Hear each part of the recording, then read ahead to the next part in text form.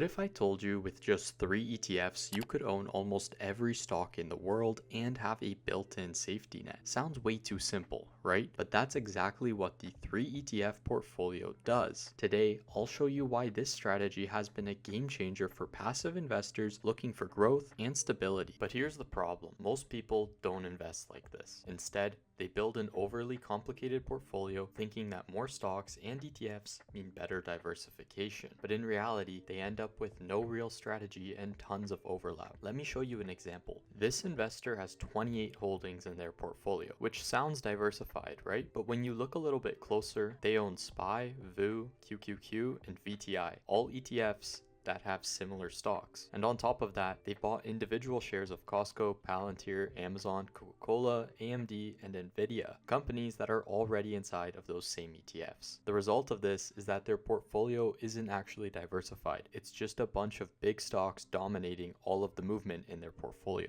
And that's why the 3 ETF portfolio is so powerful. It helps keep things simple while actually achieving true diversification. Let's break it down. The foundation of this strategy starts with a US stock market ETF, something like VTI, SCHB, or ITOT. This gives you ownership of thousands of US companies, from giants like Apple and Microsoft to smaller, fast-growing businesses. But what if the US market underperforms? Believe it or not, this has happened multiple times. Take 2000 to 2009.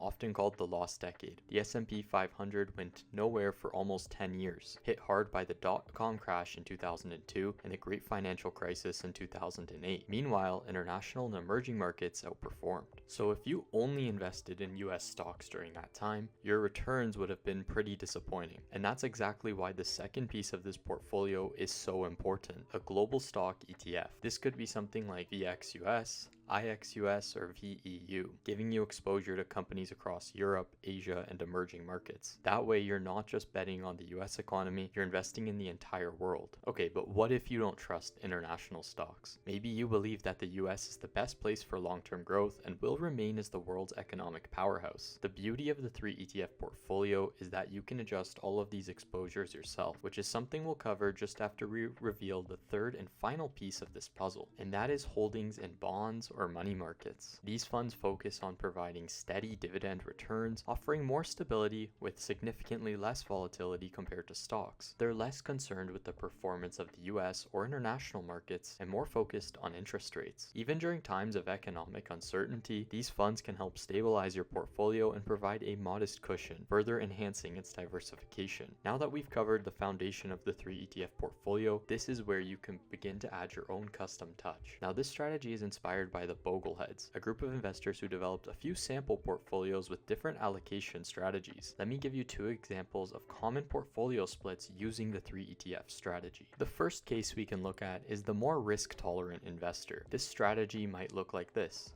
60% US holdings, 20% international, and 20% bonds. This setup provides growth potential through the US, but also keeps the overall risk in check with the bond allocation. On the other hand, we could have the more passive investor, someone who doesn't want to overthink things, and splitting the portfolio evenly, 33% in US stocks, international, and bonds. This approach gives a balanced exposure across all 3 asset classes without focusing too much in one. Now, both of these strategies are more than valid, so it's about picking what aligns best with your risk tolerance and goals. Now, if you're looking to customize this portfolio a bit further, many investors modify the allocations to suit their preferences. A common rule of thumb is to keep at least 20% in each of these 3 ETF categories. For example, if you're extremely risk adverse, you might allocate 60% to bonds, maybe 20% international and US stocks. Or if you're seeking some growth but with a little bit less risk, maybe 40% into US stocks and 30% into bonds or international stocks. The beauty of this strategy is its flexibility. You're not limited to the few examples I covered, and there are countless ways you can adjust these percentages to fit your unique situation.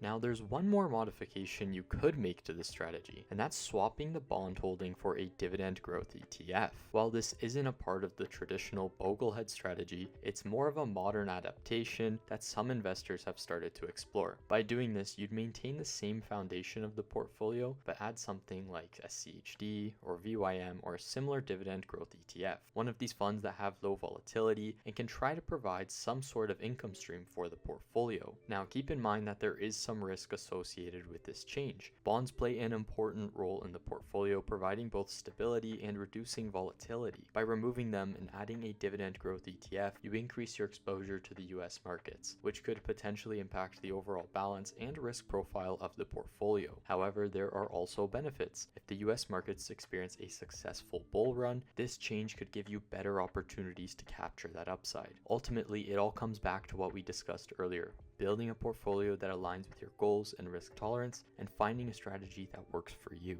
Whether you're optimistic about the future performance of US markets, or maybe you feel that international markets will increase their share, this strategy can be adjusted to suit your needs. If you're curious about digging into the philosophy on this a little bit more, the Bogleheads are the ones who started this 3 ETF strategy, and they have many books and online communities who preach this method. The online communities have a ton of investors discussing their portfolio balances and their rationale for their percent splits, which could bring a different point of view to how you use this strategy and maybe some considerations before you build your own. Now, if you did make it this far in the video, be sure to like and subscribe as it really helps me out, and be sure to follow along for more investing content.